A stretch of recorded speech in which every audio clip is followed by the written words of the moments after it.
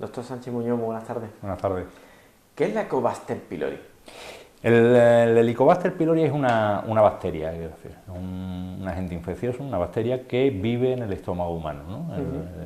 Asienta y está calentito y está a gusto y es una infección que es muy frecuente, ¿no? Muy frecuente. Viene probablemente importada de países orientales, de Asia, donde la prevalencia es altísima, 80-90% de la población lo tienen, y allí, pues bueno, con otros factores de alimentación, contaminación, etcétera, pues son productores de gastritis, úlceras, incluso de cáncer gástrico, ¿no?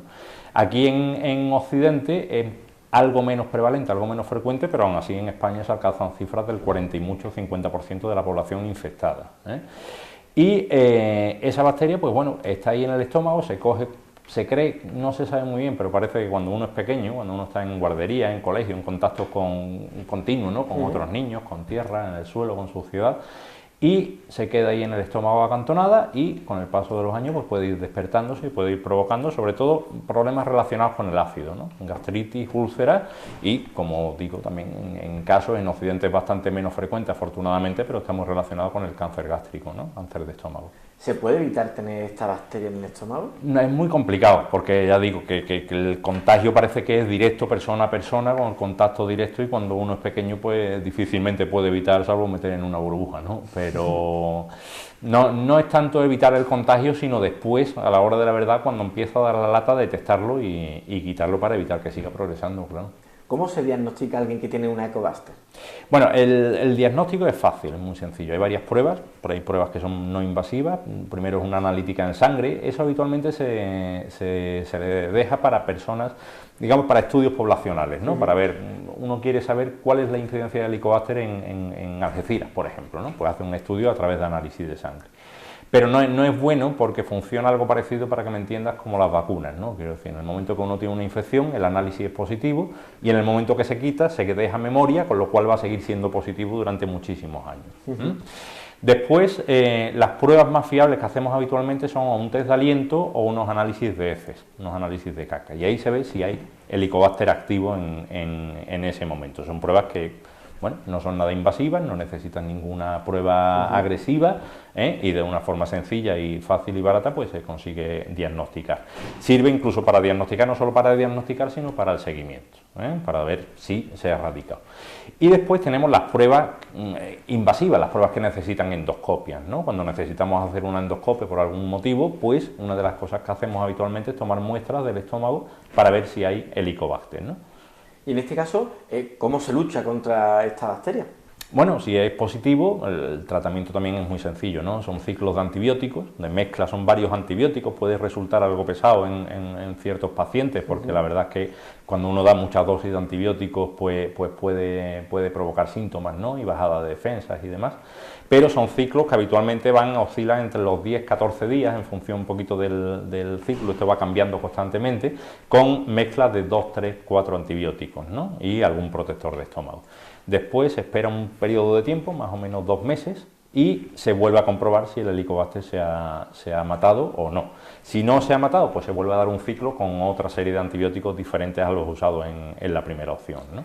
Esto no quiere decir que si se mata una vez te puede aparecer dentro de unos años, ¿no? Hombre, no es lo habitual, no es fácil, quiero decir, se puede dar evidentemente, ¿no? Y porque, insisto, el mecanismo de contagio sigue cuando uno es pequeño, pues está ahí. Y después, cuando uno es adulto, difícilmente tiene tanto contacto con tanta gente como para contagiarse, ¿no?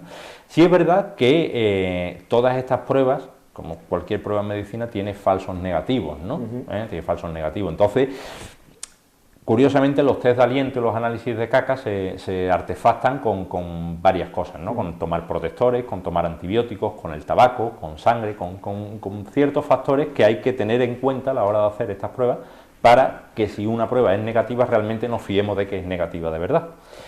Bien, entonces, ese contagio probablemente no sea tal que al cabo de los años vuelva a aparecer positivo un test de aliento para Helicobacter pylori, sino que probablemente lo anterior fuera un falso negativo.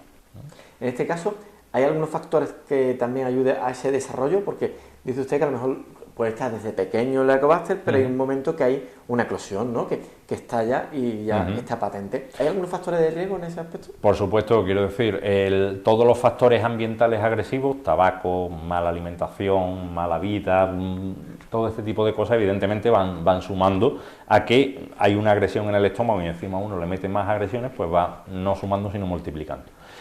Y después el Helicobacter, no solamente hay una cepa de Helicobacter, quiero decir, hay cepas que se ha descubierto que son bastante más agresivas que otras y demás.